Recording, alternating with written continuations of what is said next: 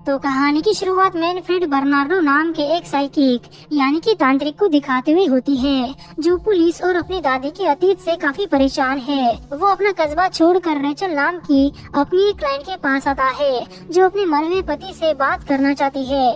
जिसके बाद बर्नार्डो अपना कोई रिचुअल स्टार्ट करता है ताकि वो रेचल के पति की आत्मा से कनेक्ट कर सके। अब रेचल का पति उन दोनों की बातें सुन सकता था, तो रेचल अपने पति को बताती है कि उसका एक आदमी के साथ अफेयर चल रहा है, जो और कोई नहीं बल्कि उसके ही पति का दोस्त है। जो सुनकर उसका पति काफी गुस्सा हो जाता है और उसकी आत्मा बर्नार्डो के अंदर घुसकर रेचल को मारने की कोशिश करती है। लेकिन इससे पहले कि वो उसे मार पाता कि तभी बर्नार्डो अपने शरीर पर काबू पा लेता है और रेचल वहाँ से चली जाती है। अब इसके बाद बर्नार्डो को हाई टावर नाम के एक आदमी का कॉल आता है, जो कहता है कि वो उससे भाग नहीं सकता, पर बर्नार्डो बताता है कि वो उसके पैसे जल्दी लौटा देगा। लेकिन हाई टावर कहता है कि अब काफी देर हो चुकी है और वो उसे ढूंढ लेगा। जो सुनकर बर्नार्डो फोन काट देता है। दरअसल बर्नार्डो इस आदमी से काफी देर से झूठ बोल रहा था और इस बार भी वो वहाँ से भाग निकलता है। रास्ते में उसे उसकी दादी की आत्मा दिखाई देती है, जो उसे जोक्स मारने लगी। दरअसल बर्नार्डो को आत्माएं दिखती रहती है, जो उसके लिए एक आम बात है। अब बर्नार्डो अपनी गाड़ी चलाते हुए मिडनाइट एक्सेस नाम की एक जगह पर पहुंच जाता है, जहां पर उसकी मुलाकात बोबो नाम के एक आदमी से होती है, जिसे बर्नार्डो ने घर रेंट पर लिया था।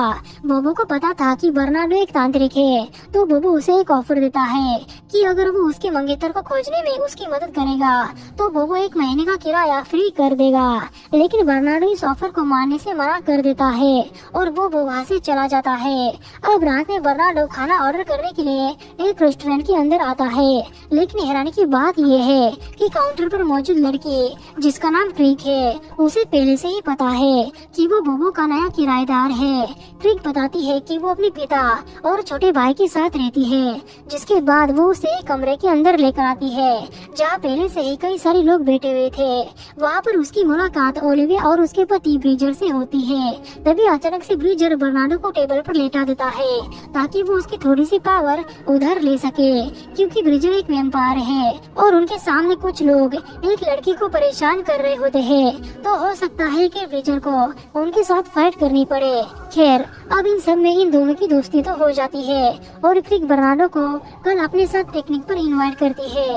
अब अगले दिन जब ये दोनों एक साथ घूम रहे होते हैं, तो तभी उन्हें वहाँ पर एक औरत की डेड बॉडी दिखाई देती है, जो और किसी की नहीं बल्कि बोबो के मंगेतर की थी, जो काफी समय से गायब थी। बर्नार्डो जैसे ही उसकी मंगेतर की ओर देखता है, तो तभी वो अपनी आंखें खोल देती है, जो देख वो काफी घबरा जाता है। अब आगे इन्वेस्टिगेशन की टीम वहाँ पर आ जाती है और शेरिफ उनसे वैसे कहते हैं कि किसी को शहर से बाहर जाने की इजाजत नहीं है। जिसके बाद शेरिफ बोबो से पूछते हैं कि 2 हफ्तों से लापता होने के बावजूद भी उसने पुलिस में कंप्लेंट क्यों नहीं की, जिस पर वो बताता है कि हम दोनों के बीच कुछ मतभेद चल रहे थे, जिस वजह से वो मुझे छोड़कर चली गई और मैंने पुलिस में कंप्लेंट देना जरूरी नहीं समझा। अब रात में हम बर्नार्डो को उसके घर में सोते हुए देखते हैं, लेकिन जैसे ही वो पीछे मुड़ता है, तो तभी उसे बोबो के मंगेतर की आत्मा दिखाई देती है, जो उसके ही बगल में सोई हुई थी।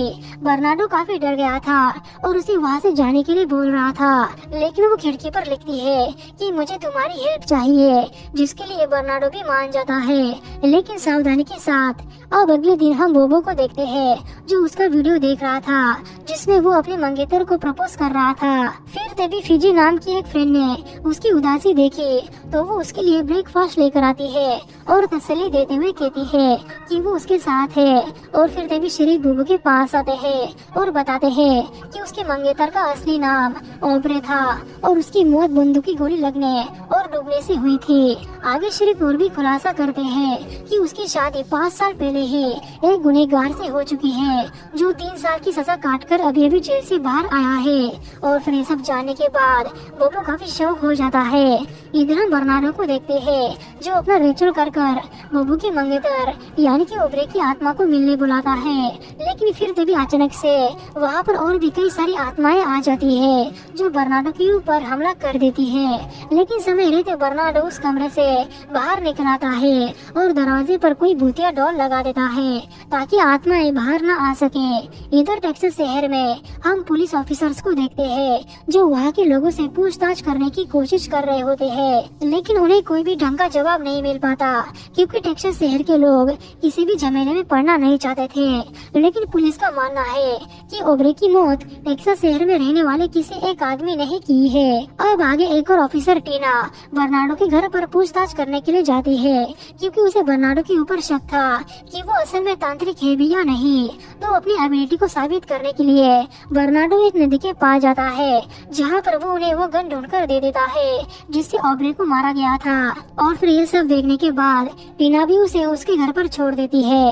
फिर ये सब ओलिविया अपने अपार्टमेंट से देख लेती है और उसे शक होता है कि बर्नार्डो पुलिस का आदमी है, जिस वजह से वो उसे बेहोश कर अपने घर लेकर आती है और पूछती है कि वो यहाँ क्या करने आया है। जिस पर बर्नार्डो बताता है कि वो यहाँ सिर्फ छुपने आया था क्योंकि उसके दादी ने बताया था कि यह जगह उसके लिए सेफ है जहाँ उसे कोई ढूंढ नहीं सकता। फिर ब्रिजर भी वहाँ आ जाता है जो बर्नार्डो को छोड़ने के लिए बोल देता है क्योंकि बर्नार्डो उनमें से ही एक है और वो उनका सहारा भी बन सकता है।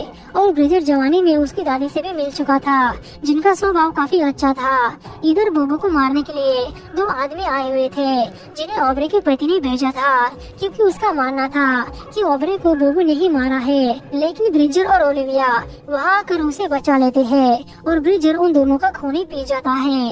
इधर रेस्टोरेंट के अंदर हम बर्नार्डो को देखते हैं जो क्रिक से मिलने आता है। वो दोनों बात कर ही रहे थे कि तभी क्रिक के फादर वहाँ आ जाते हैं जो बर्नार्डो से काफी रूडली बिहेव करते हैं, जो बात उसे काफी अजीब लगी। फिर घर जाते समय उसे एक लाल गाड़ी से किसी का खून टपकती हुई दिखाई देता है, लेकिन इस बात पर ज्यादा ध्यान देने के बजाय वो अपनी वैन में बैठ जाता है जहाँ क्रिक उसके पास आती है और अपने फादर के रूड बर्ताव के लिए उससे माफी मांगती है। जिसके बाद बर्नार्डो उसे अपनी वैन में बियर पीने के लिए इनवाइट करता है और क्रिक उसे अपने बारे में बताने लगती है कि जब उसकी माँ की मौत हुई थी तो उसके फादर डिप्रेशन में चले गए और डिप्रेशन से बाहर आने के लिए वो यहाँ मिडनाइट टेक्सास शहर में आ गए और अब यहाँ के लोग ही उनके लिए परिवार की तरह है। आगे वो टेक्सास शहर में रहने वाले कुछ लोगों का इंट्रोडक्शन भी देती है, जैसे कि जो कहाँ से आया है किसी को भी नहीं पता और वो अपने पंख उगाकर पूरे टेक्सास शहर पर नजर रखता है। और बोबो जो दयालु है लेकिन उसने कभी अपने बारे में और अपने परिवार के बारे में बात नहीं की। इसके अलावा फिजी जो कि एक विच है और उसके बिल्ली इंसानों की आवाज में बात कर सकती है। ओलिविया के पास कई सारे हथियार है और उसके भी कई सारे रहस्य है जो सिर्फ ब्रिजर ही जानता है और वो एक दूसरे की जरूरत पूरा करने का काम करते हैं। चर्च के फादर लाशों को दफनाने का काम करते हैं और कब्रों से उनका एक अलग ही लगाव है। और बर्नार्डो भी उसे अपने बारे में बताने लगा कि वो एक तांत्रिक है और उसका परिवार यह काम कई सदियों से करता आया है, जिस वजह से उसे यह पावर विरासत के तौर पर मिली है। फिर क्रिक उसे अपना भविष्य देखने के लिए कहती है ताकि वो जान सके कि उसका लाइफ पार्टनर कैसा होगा। हालांकि बर्नार्डो भविष्य देख नहीं सकता, लेकिन फ्लर्ट करने के लिए वो उससे कहता है कि पहले उसे किस करना होगा, तभी वो भविष्य देख पाएगा। अब इससे पहले कि वो दोनों किस कर पाते कि तभी उन्हें बाहर पुलिस का शोर सुनाई देता है। बाहर आने पर वो देखते हैं कि पुलिस बोबो को अरेस्ट कर ले जा रही है क्योंकि उनका मानना था कि ओब्रे की हत्या बोबो ने ही की है क्योंकि जो बंदूक उन्हें मिली थी वो बोबो की ही थी। फिर जब वो उसे अपने साथ ले जाने लगते हैं तो वहाँ के सारे मिडनाइटर्स उन्हें रोक लेते हैं और उन्हें भरोसा दिलाने की कोशिश करते हैं कि बोबो ऐसा नहीं कर सकता, लेकिन पुलिस उनकी सुनने कहा वाले थे और बोबो को अपने साथ ले जाने लगते हैं। फिर गुस्से में ब्रिजर फिजी को पुलिस के ऊपर हमला करने के लिए कह देता है, तो फिर फिजी भी अपने पावर से उनकी गाड़ी को हवा में उठा लेती है। लेकिन ओलिविया फिजी और ब्रिजर को समझाती है कि उन्हें इस मामले को शांत तरीके से सुलझाना होगा, वरना आगे जाकर हमें खुद प्रॉब्लम हो सकती है। फिर फिजी भी उसकी बात मानकर कार को छोड़ देती है और पुलिस बोबो को लेकर वहाँ से चली जाती है। अब बर्नार्डो सेवी को दिलासा देता है कि वो उनकी मदद करेगा। फिर घर आने पर वो देखता है कि वो आत्मा उसके घर के अंदर आतंक मचा रही है, जो पहले उससे मदद मांग रही थी। ये देखकर बर्नार्डो समझ गया कि मिडनाइट टेक्सास में उसके लिए मुसीबत और भी ज्यादा बढ़ने वाली है। और इसी के साथ ये कहानी यहीं पर खत्म हो जाती है।